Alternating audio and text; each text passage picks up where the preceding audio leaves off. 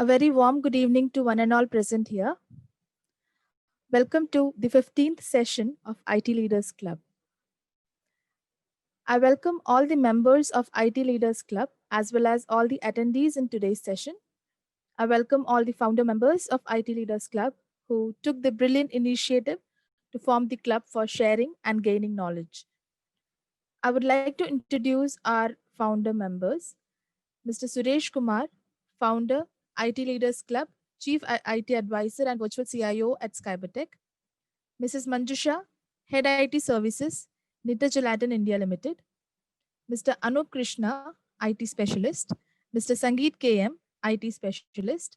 And Mr. Jayachandran, Virtual CTO. I would like to introduce our today's presenter, Mr. Dharmaraj C., Senior Manager in DC Netcon. He is a BE graduate, CDCS, CDCP certified professional, and having a 5 years of hands-on experience in data center design and implementation. On behalf of all our founder members, I invite Mr. Sangeet for a few words and to address our attendees of today's session. Sangeet, sir. Yeah, I'll just unmute you just a moment, sir.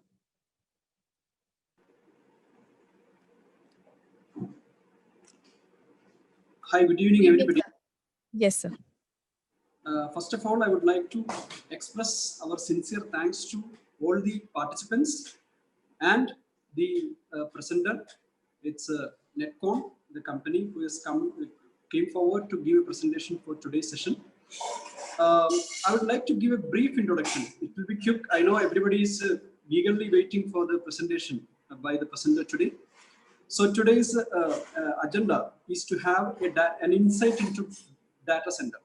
Basically, data center from the tier 1 to tier 4, they're going to explain each and everything. How each and every data center, it can be created, it can be managed, it can be backed up, everything will be discussed over here. So we will talk about IT Leaders Club, a small introduction. So basically, IT Leaders Club, the concept is evolved during the period of COVID-19. So it's a crisis situation, all of us, all over the world it faced. And we have decided, few people, few IT leaders, they have came upon and decided how we can overcome this, what are things we can achieve. So in that way, they decided to have a virtual club, which is called IT Leaders Club. They decided to have a formal meeting, and then it will be completely virtual. So when I say virtual, there won't be any proper paper, like there will not be any membership fee and all. So it will be totally virtual. There will not be an office. And so what we decided is to have a group in which all the non-IT organizations and in which the IT heads can be part of this group. So the idea behind this group is that we will be able to collaborate ideas, collaborate technology among the IT leaders. The main advantage will be it will be beneficial for the organization, thereby it will be beneficial for the whole society.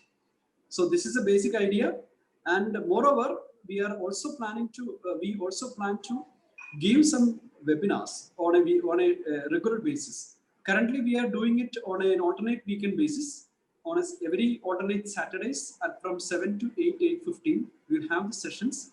So once again, I welcome Netcon for giving a very good presentation for us. So I would like to, I'm handing over to Netcon, please.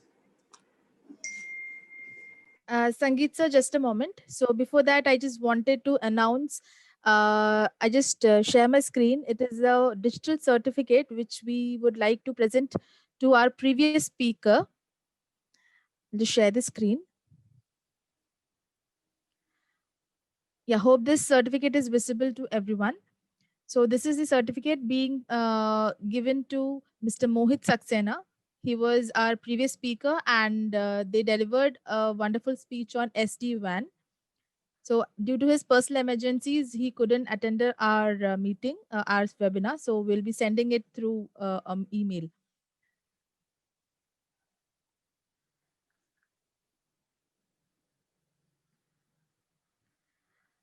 So, on behalf of IT Leaders Club, I would like to request Mr. Suresh Kumar, our founder, for inviting our guest speaker. Hi, good evening. Suresh here. We are going to attend a good session today regarding everybody required this how to manage a data center. Today's our session is helpful for everybody. And as said by Mr. Sankeet, we are planning to do different model of programs in all the weeks because we are planning to do some interviews for a leading IT professionals, leading IT heads for sharing their experience in this forum. So the coming weeks we are planning to do interviews with leading CIOs and CTO profile people and some other programs, something like some roundtable discussion. This is to share their experience to others because the motive of this group is to share the knowledge, the empowerment of IT managers, IT heads, and the CIOs.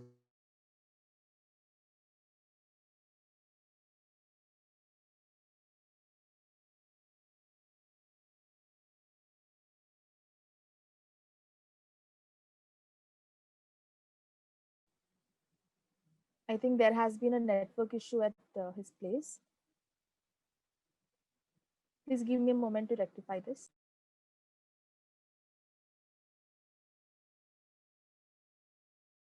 This is the motive of this group. Anyway, thank you all for this coming, Mr.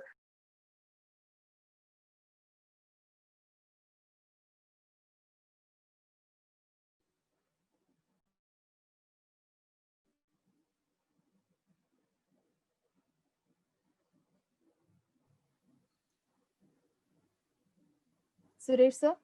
Yes, Yeah, over. you got disconnected Yeah. for the last 15 seconds. No, that's fine because I am welcoming the today's speaker. That's all. Just disconnected. Thank you. Okay, sir. And we are having the questionnaire at the end of the session. And as told by our speakers, so they'll be asking some questions, and whoever are giving the right answer in the chat box, they would be giving some gifts from their side to those participants. So this was the announcement from their side. So now I would request Mr. Dharmaraj C to start the presentation of the day. Mr. Dharmaraj? Yeah. So, a warm welcome to everyone. Good evening, one and all. So, I am Dharmaraj from Netcon, who takes care of the data center non-IT infra. Just a minute, I will just share my screen.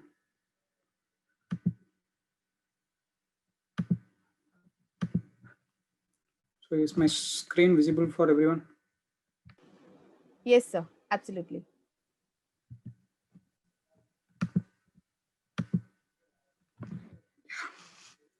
So, I will just initially run a few slides on our organization. Then I will take you to the data center part. So if you have any queries or any questions, you can stop me then and there and you can raise your questions. So we Netcon, we are founded in 2007 and we are a ISO certified company. So our managing director, Mr. Mahalingam, is the first ATD certified specialist in India.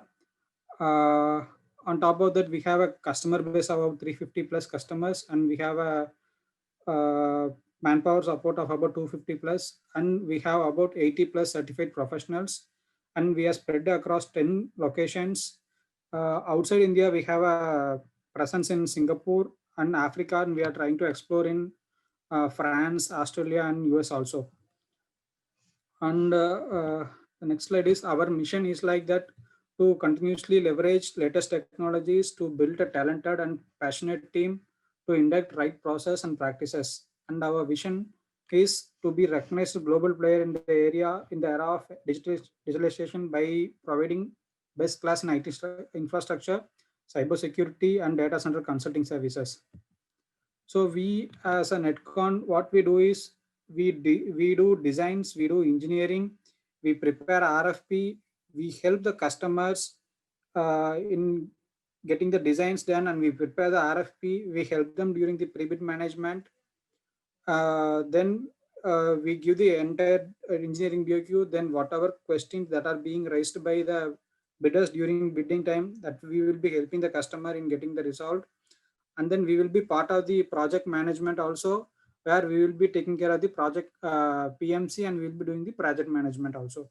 And even after project completion also, we will be doing auditing and assessments also. So I'll just run through.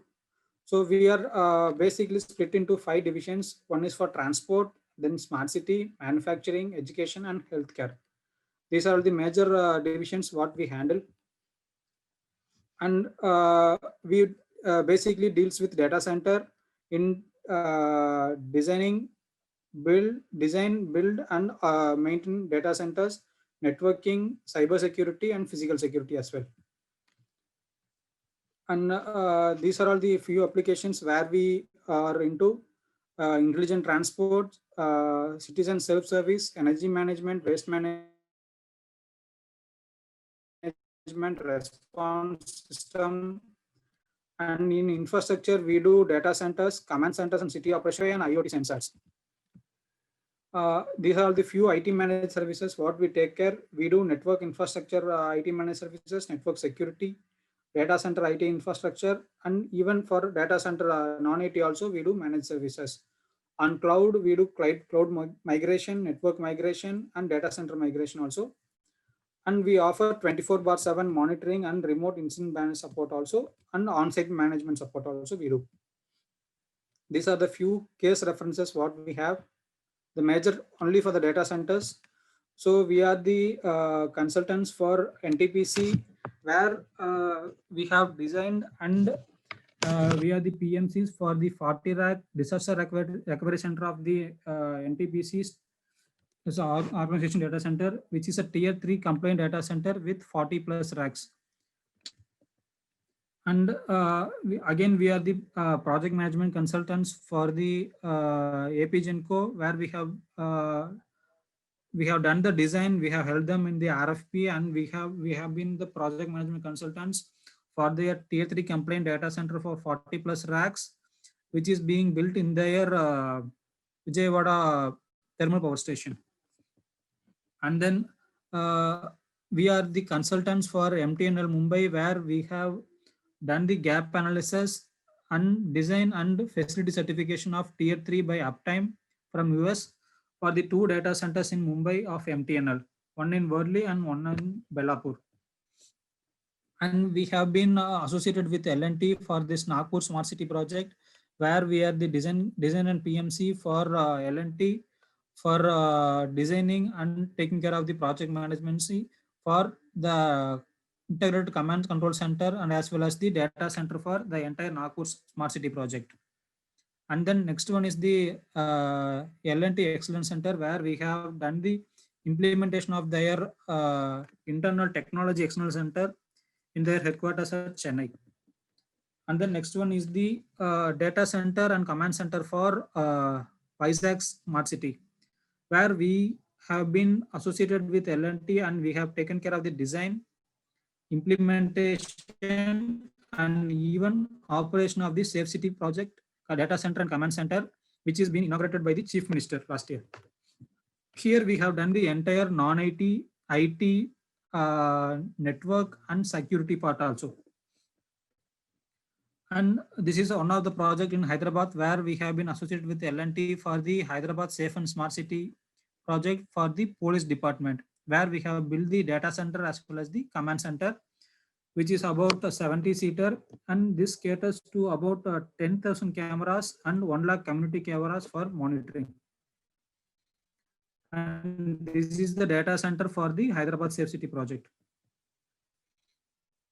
And this is one of our project in Hyderabad, where we have designed and built the data center for GMR Rajiv Gandhi International Airport in Hyderabad.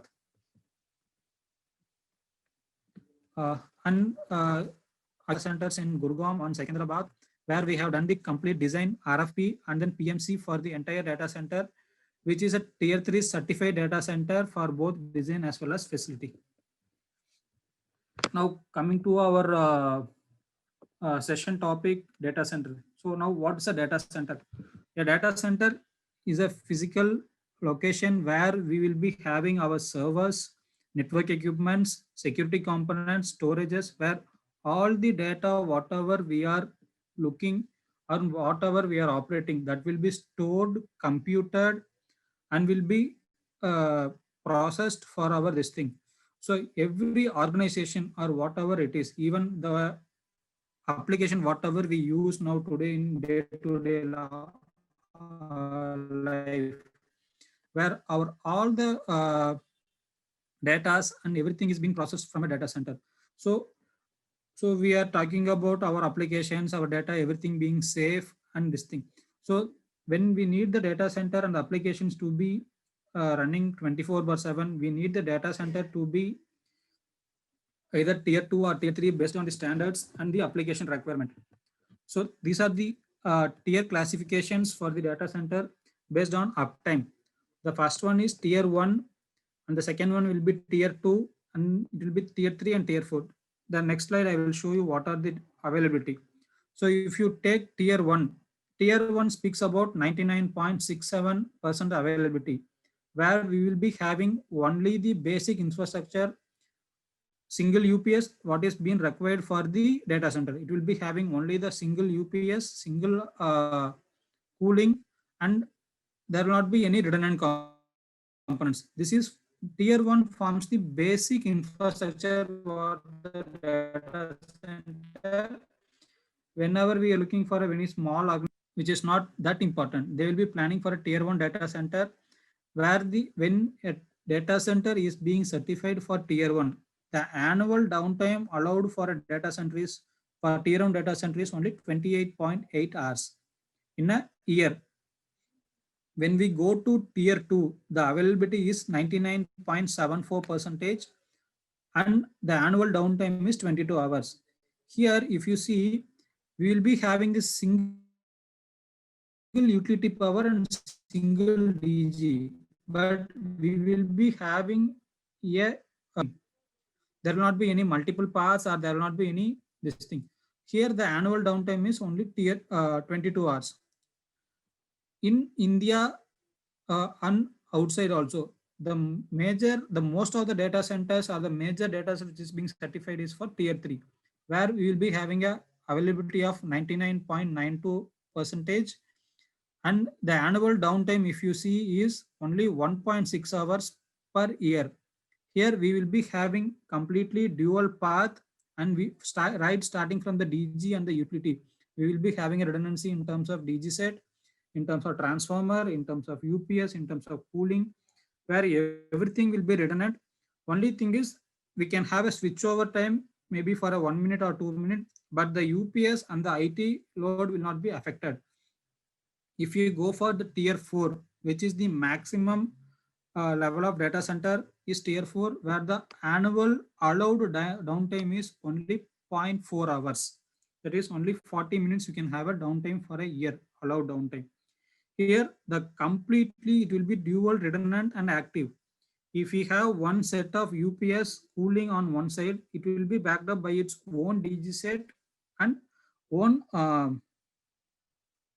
utility power. On the other side also will be having. The difference between tier 1, tier 3 and tier 4 is tier 3 will be having one set of redundancy, but it will not be active. It will be passive active kind of thing. When you go for tier 4, it is active model. So in the upcoming slides, I will show you on the basic architecture how the tier 3 and tier 4 differences are there. And these are the few services which we will be doing, and these are the major things which needs to be taken care of in a data center. The basic thing is the server room IT load. So what is the IT load? What will be coming in the data center? This is the basic thing which we need to decide. And the second thing is, what is the tier requirement? Based on the business requirement and based on the company's requirement, organization requirement, we will need to know what is the tier requirement. and what are all the support facilities required. And if you see the systems that will be majorly part of the data center will be electrical and cooling, that is HVAC, and then safety and security system, intelligent IBMS system, and then passive network system. If we talk about a data center, the heart of the data center is electrical and cooling. Without electrical and cooling, the data center will not work. And if you go for either uptime standard or a TAA 942 standard, the major thing that will be concentrated is electrical and cooling. So this is our few slides which we will be doing for our consulting services. So we start from the civil. So when we do a data center, the first thing is site selection, and the second thing is the floor load bearing capacity, and then it will be the floor height, and then the access flooring and the entrance facility and the proximity to other rooms. If you take about site selection, first of all, when we select a tier level data center, the data center should not be next to any major airports, railway stations, or a highway, because these are prone to uh, people gathering areas, and it is a threat to the data center. And the next thing is a flood zone or a earthquake zone. Whenever we select a site for data center, the site should not be prone to flood or earthquake for the last 20 years. Because if you see the situations like a kind of flood or earthquake, if the data center facility is down, then we could not able, during that time, it is very important that we choose a site where there is no flood and earthquake. And then the fire rating. So when we do a civil work or whatever it is, all the materials, including starting from the walls, doors, or glass, whatever is there, that should be minimum 2 hours fire rated. And if you see the data center, there should not be any glass, because if you see some people for aesthetic look, they will be using glass, there will be windows, and there will be water seepage also. This and all should not be there. The data center is a core of the organization where all the data are securely being stored there. So there should not be any glass, and we should be ensuring that there is no water seepage in any of the data center area. And then is the next thing is the floor load bearing capacity. This thing most of the people will be neglecting. If you see the data center, the servers and the racks which are going to come, which will be very heavy actually. So the slab which is going to take the which is going where the data center is to be there for a tier 3 data center. When we speak about tier 3, the floor load bearing should be 1250 kgs per square meter. And if we speak about tier 4, it should be 1500 kgs per square meter.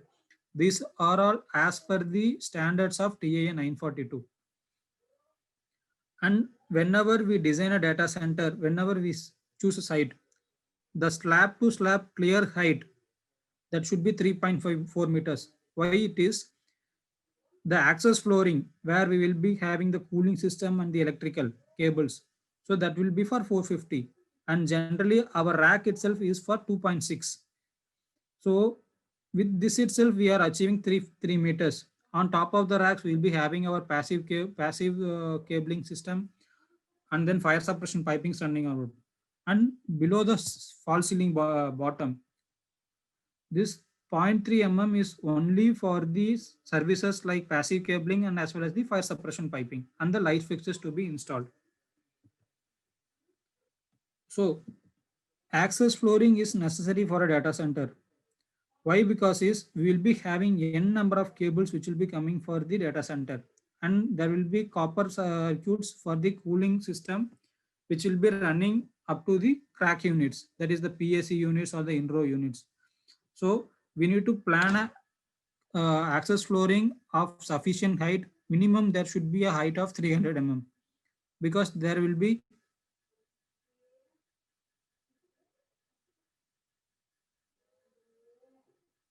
Sir, is there an issue?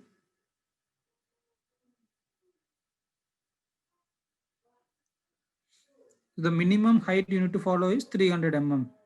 And whenever we are going for access flooring, So there will be cooling under the which will be coming from the access flooring. So we need to have a proper thermal insulation for the floor, true floor, which is being there, because there will be a condensation, there might be a condensation due to the difference in the temperature between the other floor and this floor because of this slab. And the concept today's data center concept is green building concept, where there is no false ceiling. So even people are even doing thermal insulation for the slab also. And next come the electrical part. When we take about electrical part, it comprises of DG sets, UPS systems, power distribution units, cables, cable pathways, lighting, and earthing. So the major thing is DG set. So whenever we size a DG set, the DG set should be sized for the data center entire load, and we have to take care of the power factor also. So as per uptime and TIA 942 standards, the DG set should be sized for only 70% of the load, total load, because DG sets are usually can operate on a continuous rating. So in case of any power failure, in case of any natural calamities, there will not be any power. If you see, the DG set has to operate for 24 hours or 48 hours till the power is being resumed. So for this reason, we will be selecting and sizing the DG set only for the 70% load. So if we have a data center load of about 70 kilowatt, and the DG set can serve up to 100 kilowatt only can be selected, because if we select 100 kilowatt equal to 100 kilowatt, then DG set cannot able to run for 24 hours or 48 hours continuously. And if you see the fuel tank capacity, as per the standards, the site should have minimum fuel storage for 12 hours as a backup. So the tank shall be planned, and that should be available next to the closer to the DG sets, and so that the data center is not having any interruption. And the changeover, this is like from in case of any power failure, the DG set should be automatically switching on, and the breaker should be configured in such a way that it is getting automatically transferred to the DG set. The next thing is the UPS. So the UPS is mainly only for the IT load. So some people or some organization, they will combine both IT and as well as the workstation, this thing, on lighting also. Actually, this is not allowed for a data center. For data center and for the IT equipment load, the UPS should be sized and it should be only for the data center. We should not combine, because of other factors, the UPS may trip. So it is necessary that the data center UPS is always separate from the other loads, and the UPS should be sized considering the power factors. So in today's trend, there are power factors for 0.8, 0.9, and even unity power factor also. And we need to see the size of the batteries and what type of batteries we are going to use. If we use SMF and VRLA batteries, it will long for only 2 years. As per the warranty is only for 2 years. If we go for lithium ion batteries, we will be having a life of about 15 years, but the cost will be 3 times. So when we go for SMF batteries, let's say every after 2 years, we need to keep on changing the battery. When we go for lithium, the size of the battery will be lesser, and even the size, the space required for also will be lesser. But the only thing is the cost of lithium ions will be higher. And then is the next thing is the isolation transformer. So if we see that all the data center components, the active components, servers, switches, storages, all are all electronic components. So these things will be having generating harmonics. So if you see the data center components, because the harmonics are keep on generating from the load side, this will affect the data center functionality. So what it is, the best practice is to use an isolation transformer at the output of the UPS. Why? Because is whatever harmonics that is being generated by the data center components will get suppressed by the isolation transformer, and it will not have any effect on the UPS at the cooling units at the DG set, which is at the higher level of the UPS load. The next thing is the electrical panels.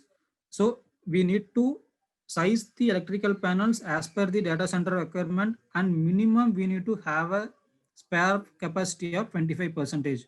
This is why, because the data center, we will, whatever the data center we are going to size, or the IT load we are going to size, it will not be only for the current requirement. We need to consider the future requirement. What is the level of growth that we will be getting after 2 years or after 4 years?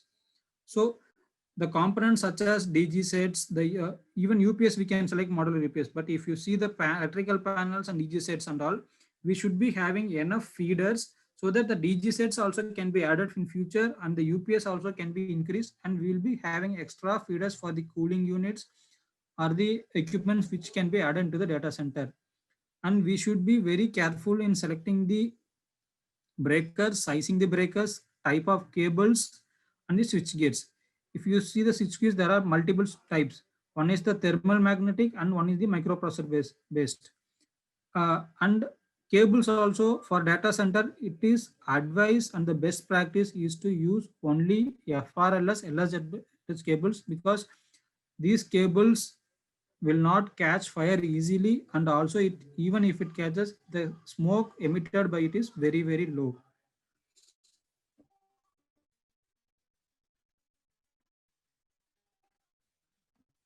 And then next thing is the earthing and lighting. So the data center is the operating people going to operate in that area is only less. But even though the data center, the lux level that needs to be made should be clear that all the area are completely having the lighting, proper lighting. And if you take out the equipment areas like electrical and battery, for earthing, it is highly important all the components of the data centers are earthed properly.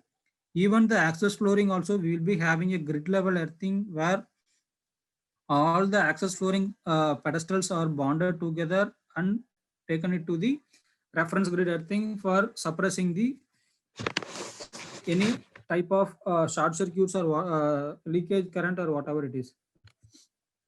This is the basic tier 3 typical architecture of electrical. So we will be having a cloud of DGs where it will be n+1 or n+2. From there, we will be having dual feeds. From there on, it will be having 2 feeds. If you see, this is one path, and this will be the bottom one is the second path. And in that, we will be having a utility power. So the DG set power and utility power will be having automatic changeover using the ATS, and we will be having a main panel from where it will be feeding it to the sub distribution for LT panel. If we have chiller, then we will be having separate redundant chillers, and then we will be having a panel for the ACs. Then we will be having distributions for the UPS, and from UPS we will be having completely active paths up to the server racks, ensuring that even one set of UPS fails, also the other set of UPS takes care of the IT load, and there is no interruption at the servers. And this is for a tier 4 architecture. If you see, the entire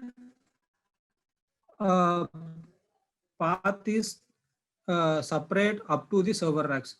Each path, let's say path 1 will have its own DG and own utility power, and it will have its own chiller for cooling, own ACs, and separate UPS for the IT load. And path B also will be having equal component. It is called N+N architecture, what we called.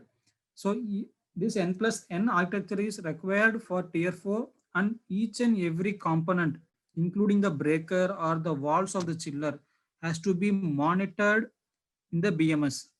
So in case of any fault or any issues, so the tier 4 data center, what they called is fault tolerant.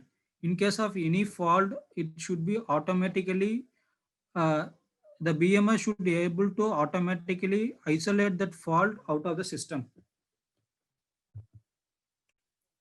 The next thing which is more important for data center is HVAC. So in HVAC, we will be having the chillers, pressure cooling units, and comfort cooling units. For chillers, there are two types of chillers. One is air cooled chillers and the second is water cooled chillers. If you go for pressure cooling units, which will be the indoor units inside the server room, there are bottom discharge units where the supply air will be pumped through the access floor, and we will be having indoor units where the cooling units will be adjacent to the racks. And there's a new technology which has come up recently, which is called rear door heat exchangers, where the cooling will be part of the rack doors itself. So whatever the hot air which is coming out of the equipment will be cooled at the door level itself. The cooling coils will be installed in the rack doors so that the whatever the heat that is being generated in the servers will be cooled at that level itself. And then is the comfort cooling units where these units will be used for the other support areas like UPS rooms, electrical rooms, and staging rooms. So here we have standalone units and we have a separate system of VRF or VRV system. Then we will move on to the chillers. So the basic criteria in selecting the chillers, like we have to size the chillers and we have to see the operational of the chillers. What is the type of chillers we are going for, whether it's a screw chiller or screw chiller, and what is the type of operation we are going to use, and what is the low high kilowatt load that for per ton hour, that also we have to see, because the chiller what is being used, it should be ensured that the operation of the data center is not too high, and we need to ensure all the piping works are redundant and we are having valves at all the points, ensuring that during any equipment failure or any operational issues, we should be able to isolate that valve from that equipment from that circuit using the valves. And there's a concept of thermal storage tank where we will be having a, like for the UPS, we are having a 15 minutes backup or 30 minutes backup whenever there's a power failure. Even for cooling also, we will be having a backup using the thermal storage tanks, where we will be storing the chilled water in the tanks. And whenever there is a power failure, the pumps and the indoor units will be connected to the UPS. It's a separate UPS for the HVAC. And whenever there's a power failure, the pumps will be keep on running and the indoor units will be keep on running. Whenever there's a shortage of either 5-10 minutes during a power shortage, the cooling will not be interrupted and there will be a continuous cooling in terms of using the UPS. This is mandatory for a tier 4 data center. For a tier 4 data center, there should not be any interruption in terms of cooling or power when there is a utility failure. There should be continuous cooling in tier 4 data center. The next thing is the PAC units, where we need to size the PACs and we need to see what is the level of humidity that needs to be maintained inside a data center. The PAC should be sized for the ambient temperature. For every location, there will be ambient temperature. If you take Bangalore, the ambient will be 48. If you take Delhi, the ambient will be 42. If you take Hyderabad, the ambient will be 45. So every location will be having its own ambient temperature. The unit should be sized to match the ambient temperature and the inside temperature of the server room. As per uptime guidelines and ASHRAE, the temperature that needs to be maintained inside the data center is 22 plus or minus 1. The new concept which is coming up is the IT equipments can run up to 27 degrees, but still it's not implemented. Till now, the server room environment that need to be maintained is 22 degrees plus or minus 1, and the other rooms that can go up to 26 degrees. And we need to have a humidifier circuit to maintain the humidity level of 50%. That will be plus or minus 5%. And to have a better cooling efficiency and there is no mix and match of cold and hot air, we will be using AIL concept. So there will be whether we will be containing the hot air or the cold air, where if you use a five racks on both sides, the center space which will be used, that will be contained and ensured that the cold air or hot air which is been contained, it's going directly to the PAHU units, and there is no mix and match of unit. If there is a mix and match of hot and cold air, there will be loss in efficiency of the cooling. So this is the typical architecture for a tier 3 cooling circuit. So if you see, there will be redundant in terms of the chiller, either N+1 or N+2, and we'll be having a thermal storage tank. And if you see the pumps or the PAHU units, whatever is there, which will be having its valves, and each and every unit can be isolated from the system without interrupting the data center operation. If you go for a tier 4 data center, this is the one circuit. We will be having one more circuit like this side. If we will be having one circuit on the right side, and we will be having a separate circuit on the right side, and it will be feeding it to the PAHU units. For tier 4, again, we are stressing that the redundancy level is N+N. The next system is the safety and security system, where we will be having the fire alarm system, aspiration based system, fire suppression, access control, CCTV surveillance, rodent repellent, water leak, and building management system. There are multiple types of fire alarm system. One is addressable system, which is the what we are using it right now. And there is a system of unlock system, where the detectors, we cannot able to see at which place the fire is there. It will be showing only the zones, but not the exact location of this fire level. If you use an addressable detector, then we could able to say at this point the fire is there and this detector is active. And if you, based on the selection of detectors, there are only smoke detectors, there are only thermal detectors, there are only flame detectors, and there are only heat detectors. For data centers, it is advised to use multi-sensor detector, where we could be able to sense temperature is 50 degrees. The other fire alarm devices will be part of this, like Vesta unit, where we will be keep on monitoring the air samples inside the server room or other rooms. In case of any smoke particles, it could be able to detect the fire, that there is a smoke in the air. So let's say the fire detector takes 2 minutes to detect a fire, because it needs the sufficient smoke to get activated. If you see VESDA, if there is a smoke particle inside the air, it keeps on sensing the air molecules. And if there is any smoke in the air, it can able to detect that there is a smoke within less than 30 seconds. So that is the beauty of the aspiration system. So then we speak about the integration, access control, and then BMS. So in case of any fire, it has to deactivate the access control system. Then it needs to trip on the HVAC units, and then it has to inform to the BMS saying that there is a fire, so that it can be intimated to the operators. Next thing is the fire suppression. So earlier we were using FM 200 cylinders. Then the trend came to Novec 1230. Now the trend is moving to nitrogen or inert gases. So FM 200 has been used, but since it's being harmful to humans and it's not eco-friendly, then we came to Novec 1230, where it will only reduce the level of oxygen, but it's not harmful to humans. Now, because of the current trends, then people are going to nitrogen-based cylinders, which is also a part of this thing.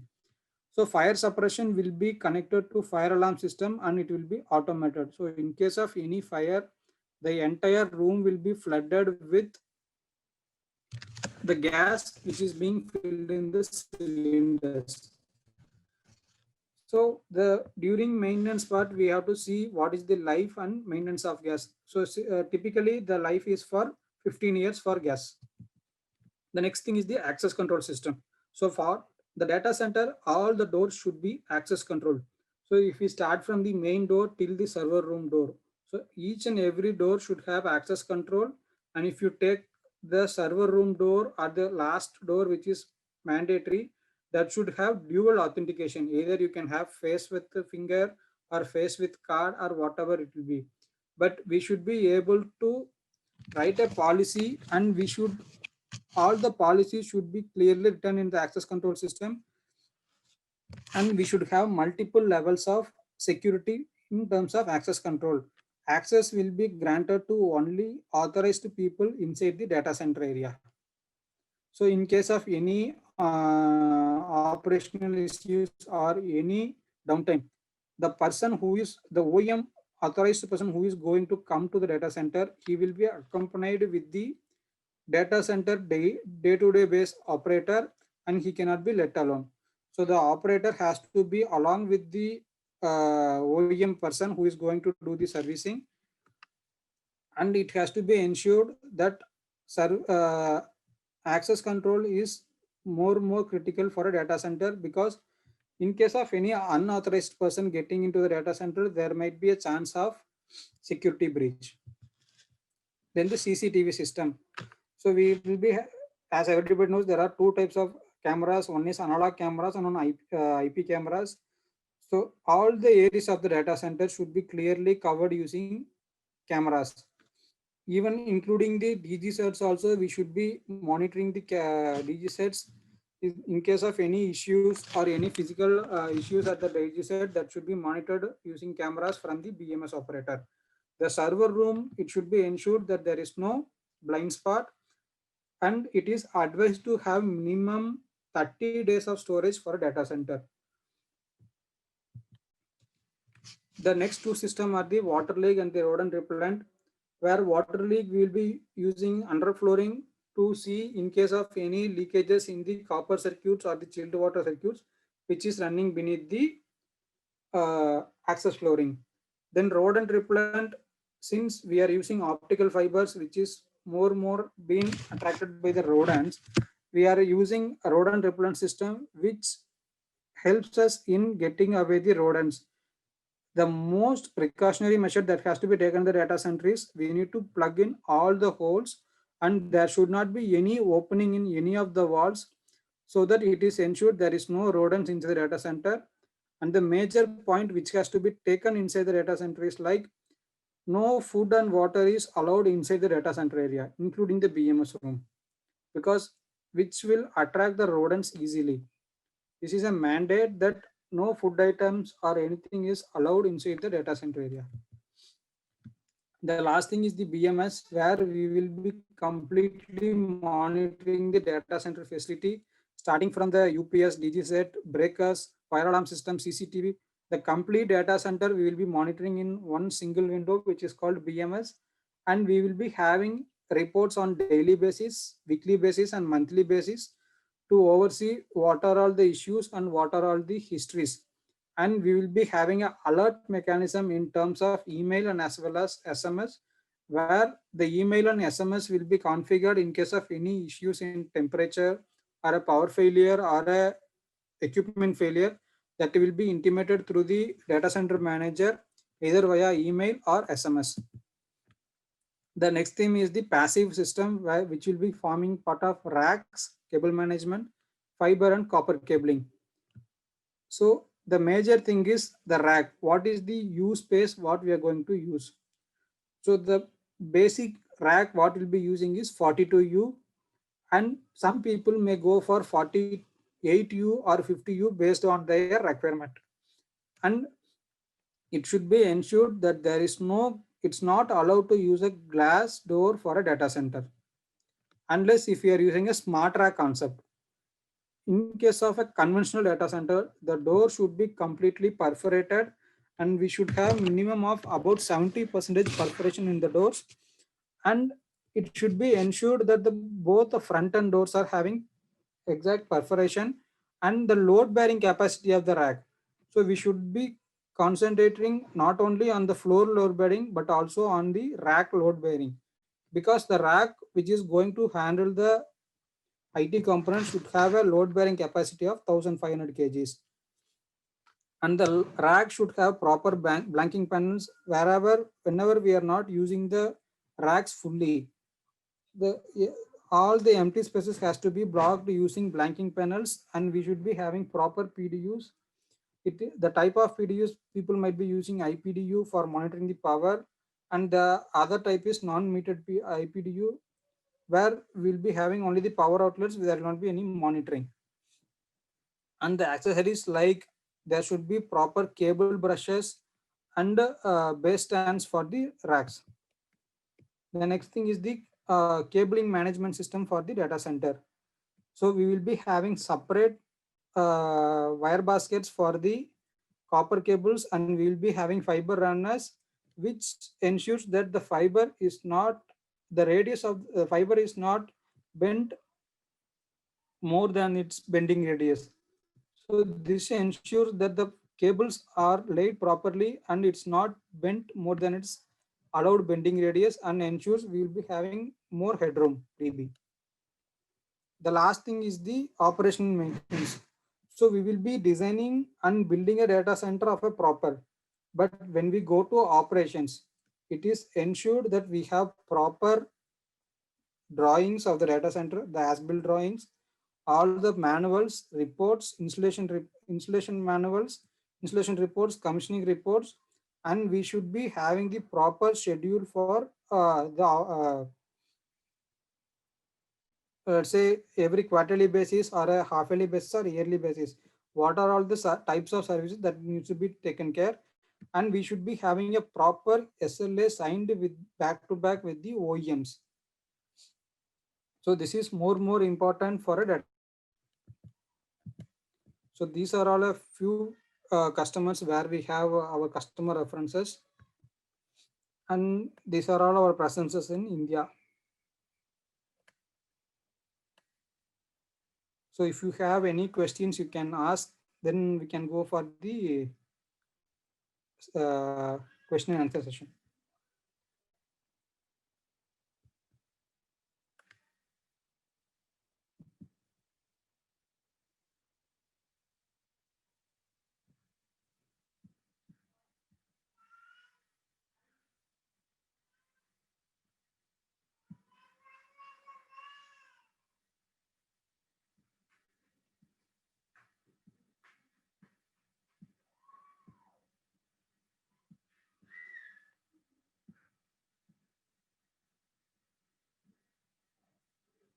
Hello.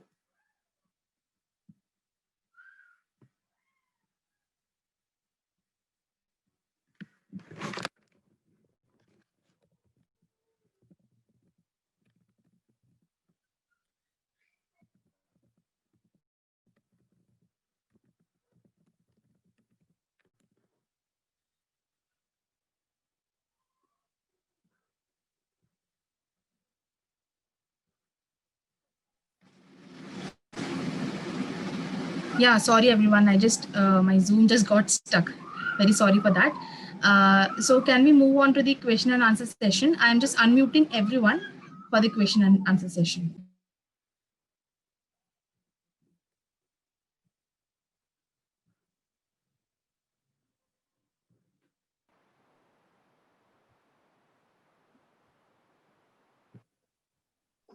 Hello, Dharmaraj.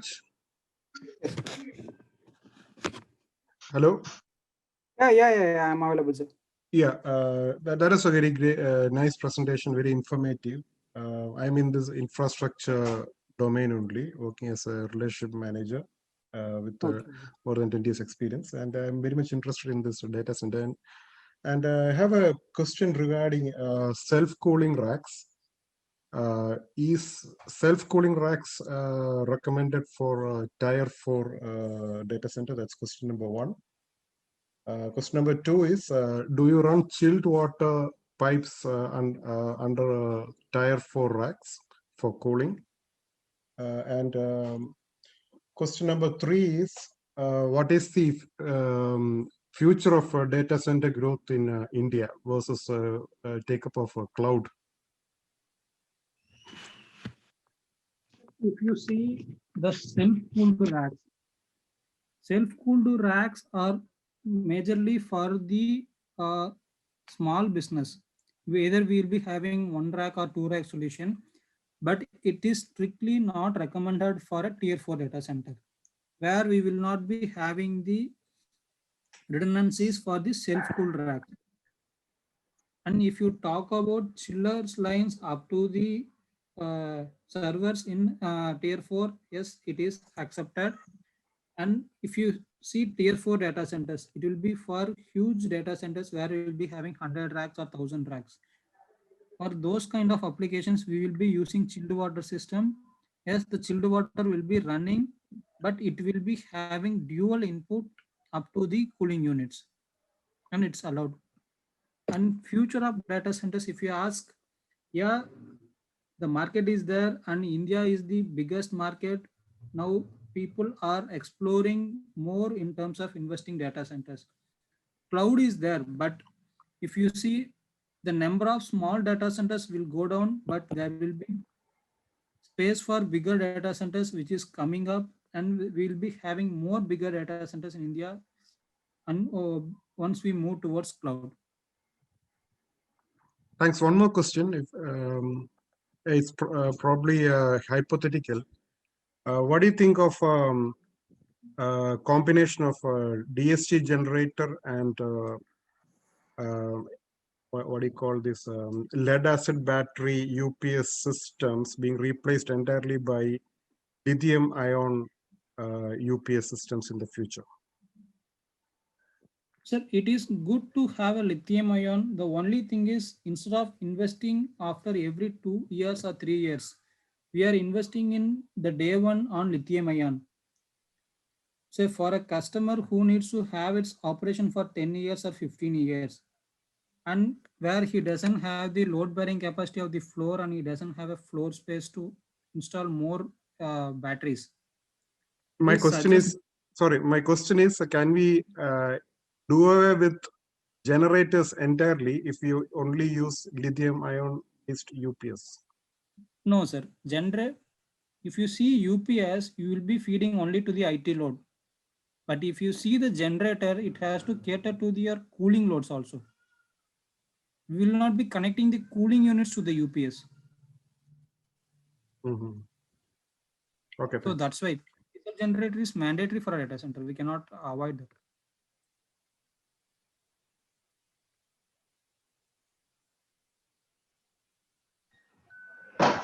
Hi, Dharmaraj.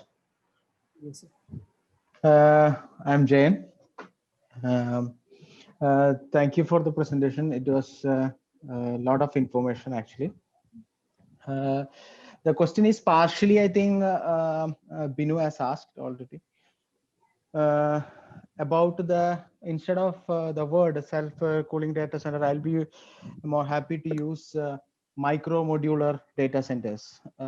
Like as you said, the small kind of businesses wherein SMEs, the most of SMEs will have maximum of 2 or 3 servers, which they will be hosting the servers in-house. So what is your opinion about that micro modular data centers? And this is the first question. And second thing is that tier 4 data centers, whether it is really 100% tier 4 data centers are available in India or not. It is a bit confused because when you talk about tier 4 data centers, I understand that there is 2 real power supply source is actually required. But as per our country is concerned, I'm not sure whether we can take electricity from, or a private party can take an electricity from another state, you know, unless and until the state government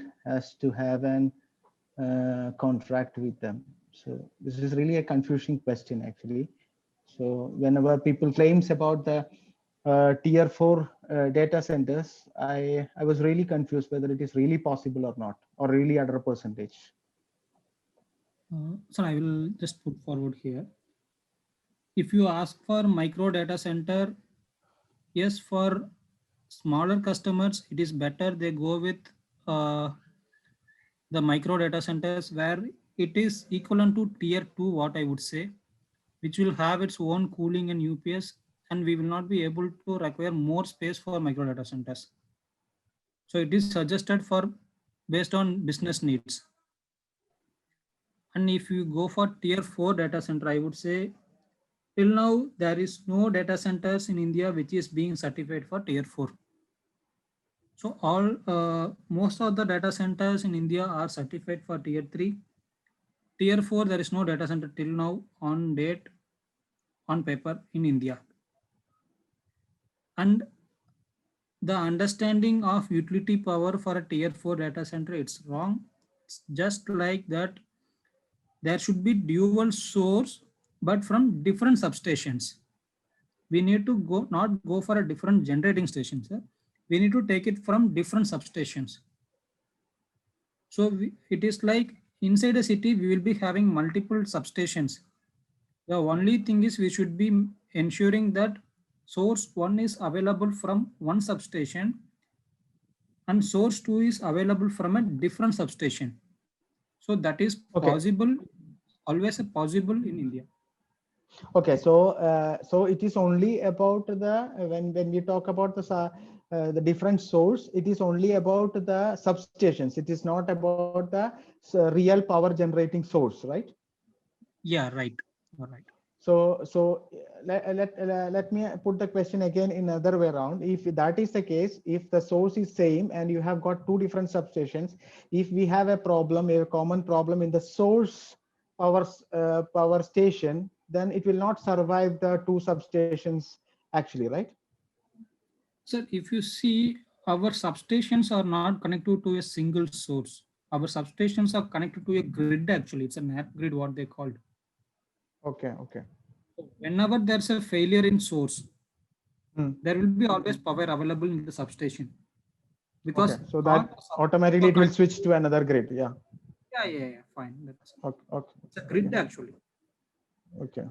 So, but again, the question come back. I don't want to take names. I have visited the therefore said tier 4 data centers in Bangalore, and they were literally claiming that it is been approved by I don't know, some approving authority, stating that it is a tier 4 data center. So the same question asked about them also. So I couldn't also get a proper answer to that.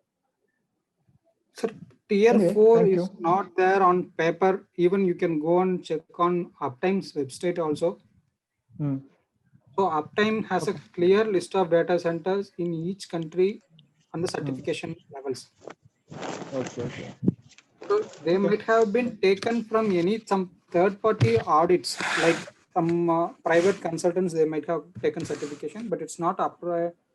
No data centers in India is certified for tier 4. Okay, thank you for that. Thank you, sir. And next question we have from Mr. Anup. Anup, sir, you can ask a question. Myself, I'm Manu, and the presentation was very nice. And so can you be a little more audible, sir? Yeah. So is it audible now? Yeah. Yes. So good evening, Mr. Dharmraj, and the presentation was very nice. So I just have my own doubts. I'm not much into this data center and all, though I have worked in UIDA and I had got some experience of their data centers in Bangalore and that Delhi. But I just want to know from a lowman's like a small SME, let's say, you are saying of tier 1, tier 2, tier 3 and all. Let's say an organization who has some branches or operation in some 5 or 6 states in India, and let's take like this Kalyan Silks. So for that organization or an organization of that type, what kind of a data center do you suggest? A tier 2 or 3? What kind of a data center? Do they have to have their own data center, or they should go for a cloud? Sir, it's basically based on the number of servers and business requirement. So the tier level is basically based on completely on your business requirement and growth. So if you feel the data, whatever you are getting it from data center, and you want your data center to be operational 24/7. If we say at some interval, if we don't get data from our data center and if it is down, then we can go for tier 2 or tier 1, the basic levels. And we can have the local data center can be from tier 1 or tier 2, and we can have all our completely softwares and applications running on the cloud. Or if we feel okay, the requirement is more and the business growth also is very good, business need also is there, it is suggested to go for a tier 3 data center, but not certified. We can have a compliant, tier 3 compliant. We can have all the tier 3 guidelines, and we can build our own data center based on tier 3 compliant. Okay, I will put it another way. Let's say I just want to have a tier 2 data center. Let's assume I am running a business and I want to put up a tier 2 data center. How much cost should I expect with almost all like I am having a moderate level of servers and all the structures that you inform. I am having the building, but to set up the data center, what approximate cost should I expect?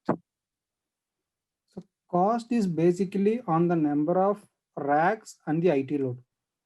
So unless you define your IT load and this racks, you cannot arrive at rack cost.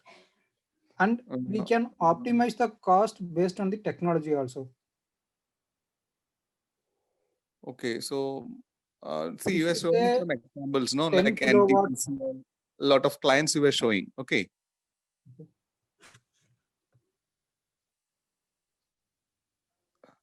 You were showing a lot of clients, no, where you have implemented the data centers. yeah, sir. So on an average, I just want to know, let's say I am taking off UIDA. UIDA has a data center with Bharti Airtel in Bangalore, and they are running n number of servers. Even I am a complete room is full. Like when I went there, a complete hall is full of servers. So I just want to know how much cost it will come to have a similar data center. You just give me an approximate rate. I don't want to see. You have implemented n numbers of data centers for n number of companies, isn't it? Sir, if I say a data center of about 100 racks and a IT load of almost closer to 800 or 900 kilowatt, Okay. what we're talking about UIDA. So it will cost about 18 to 20 crores approximately, what I could say, only for When the you say non-IT. the kilowatt, what do you mean? The power consumed by all the devices No. installed in The that, power consumed only by the servers and storages, only for the active devices, including the switches. including the backup devices and all. Yeah, that 800 or 900 kilowatt is only the load on the UPS. Okay. Understand. In terms of the entire data center load, it will come up to somewhere closer to 2 megawatts. Okay. So this is how the approximation comes. Okay. The number of racks and the load. Yeah, number of racks, load, and the level of redundancy, what we could say. Okay. Because that defines the number of components that's going to come. Okay. So that whatever you mentioned, it will come to some 20 crore. Yeah, approximately. Okay. Thank you very much. Thank you, Anup sir, for your question. Now we have a question from Suresh sir. So please ask your question. Hi, Dharmaraj, Suresh here. So my question is now, the smaller companies like Mr. Jain said here, the smaller companies, they are using their own server in on-prem, but it is the numbers are limited to maximum to 4 or less than 10 numbers. And now everybody is in the process of migrating the on-prem to the cloud. So in this scenario, what is the possibility of setting up a hybrid data center? Because now everybody is looking at hybrid because all the critical application based on the business, critical application is moving to cloud and other applications are in on-prem. So can you just give a idea about that, the possibility of the hybrid data center?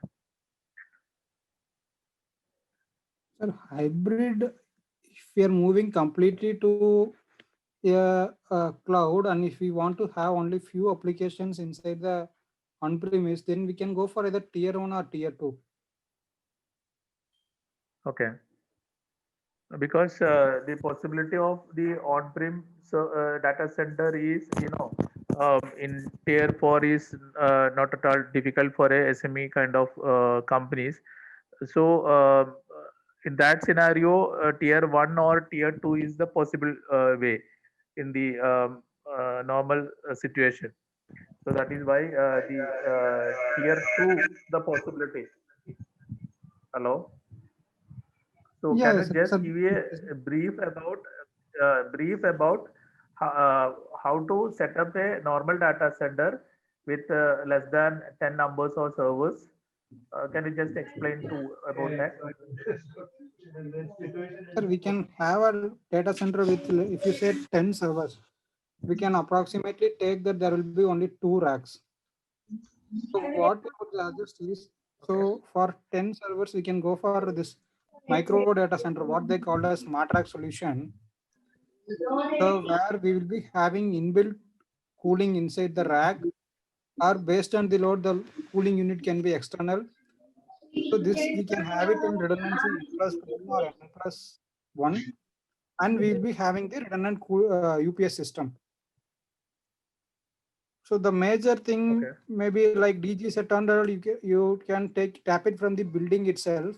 So you're not investing more on the capital equipments, you are investing only on the rack, UPS and the cooling, which is necessary for the data center. So the UPS will have a backup of about 30 minutes you have. So in case of any power failure and the DG transition time, so during that time, your servers are always on because you have a UPS backup of about 30 minutes. Okay. So that way I would suggest to go for a 10 servers or so. I would suggest to go for a smart rack. Okay. Okay. Thank you. This is Alexander. Can you give insight on smart racks? Smart racks. What is the advantage? Sorry, if you see smart rack, it's basically for a SME customer where it's like people have started with 1 rack and 2 rack solution where they said they will be having cooling units inside, and UPS also can be mounted inside the data center with batteries.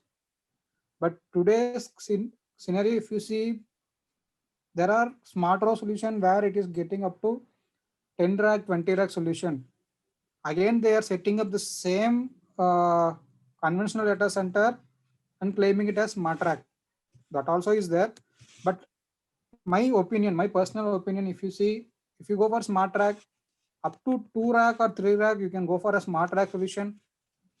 Maybe after that, it is suggested to go for a conventional data center. So you will not be relying on only one OEM. So it will be like for UPS, you can choose your best brand. For cooling, you can choose your best brand. And you can have your own conventional data center from 4 to 6 rack onwards. Up to 3 racks, we can go for smart row where we'll be having inbuilt fire suppression, cooling, UPS, everything. So what are the cost comparison compared to conventional rack and conventional data center and smart rack? Maybe another 1.2 or so. Sir, if you go for conventional data center, the major impact will be in terms of fire suppression and other systems, because if for smart rack, the fire suppression and all is sized only for the rack. If you go for conventional data center, you have to size it for the entire room. Okay. Maybe in terms of only those things, you will be having a cost difference, maybe 10-20%. Okay. But you go for a larger setup up to 6 rack or 10 rack system, it will be marginally same only, more or less. Okay. Okay. Thank you. Thank you very much. Thank you, Alexander, sir. So do we have any more queries? Or can we move on to the question and answer session? So Mr. Dharmaraj, we can move on to the question answer session. You can ask the questions and the participants will be putting the answers on the chat box as decided. Okay. So can I know what is the load bearing capacity of a tier 3 data center?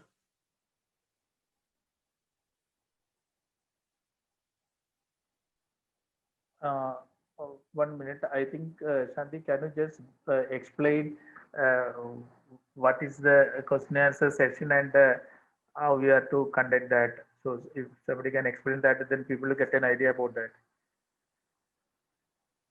Dharmalaj, can you just explain it, what we are going to do? So it's just an interactive session where based on the session we had, we'll be asking some few questions and participants can, whoever knows, they can type their answers in the chat box. Okay. Okay. So here for the question that Mr. Dharmalaj has asked, Mr. Alexander has given an answer.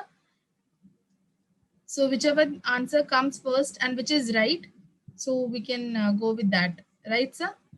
Dharmalaj, sir? Yeah. So this is the answer is 1250 kgs per square meter, which is right from Mr. Alexander. The next question is, what is the usage of a isolation transformer?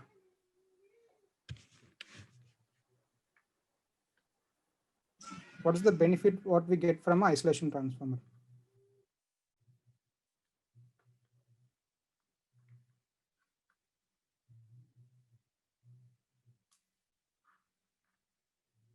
Yeah, it's right from Mr. Srijit, to suppress the surges, the harmonics.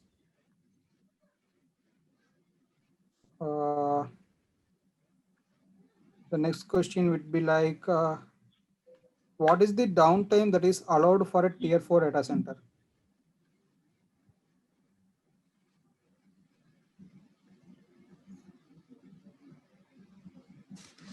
Correct, 0.4 hours from Mr. Jain and Mr. Biga.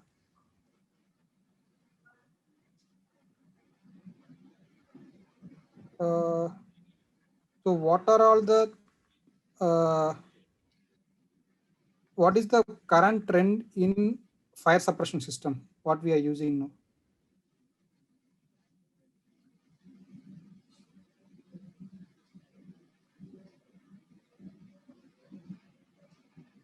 Right, Novak 1230 from Mr. Srijit.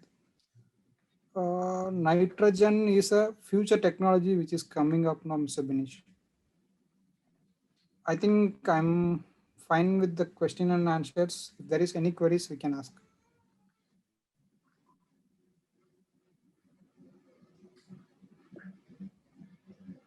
Suresh, sir?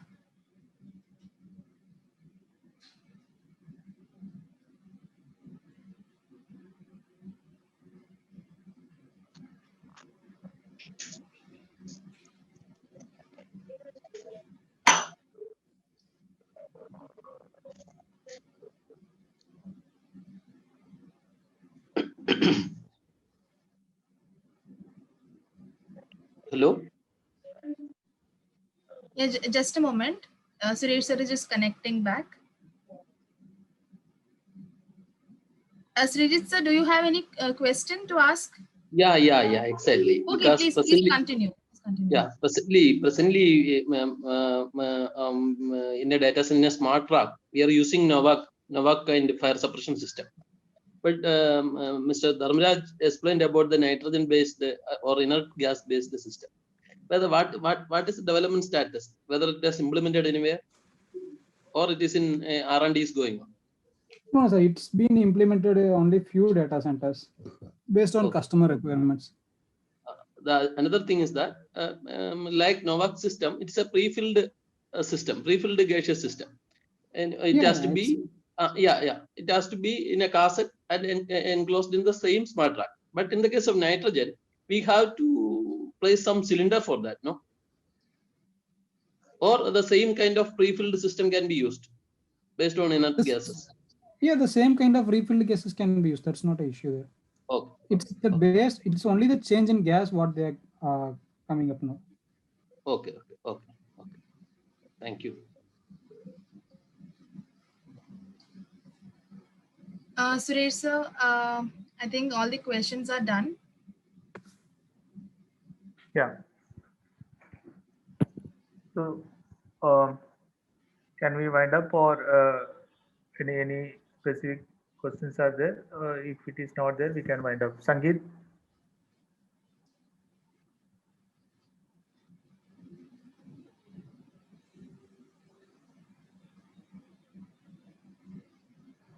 Hello? Yes, sir. Sangeet sir, it's not been responding. Okay. So you can close the session. Okay.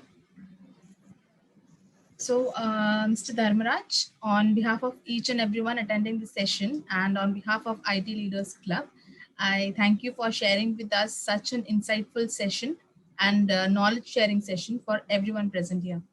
So, and with immense pleasure, I thank you for accepting our invite and being our speaker today. Also, a very big round of applause to our founder members of IT Leaders Club for initiating such a wonderful platform. Thanks to all the participants for being a part of our session and making it successful. Thank you, everyone. Thank you, everyone. Thank you for providing us the opportunity to share our knowledge with you.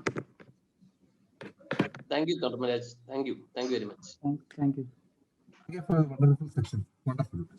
Dharmaraj, it was nice session.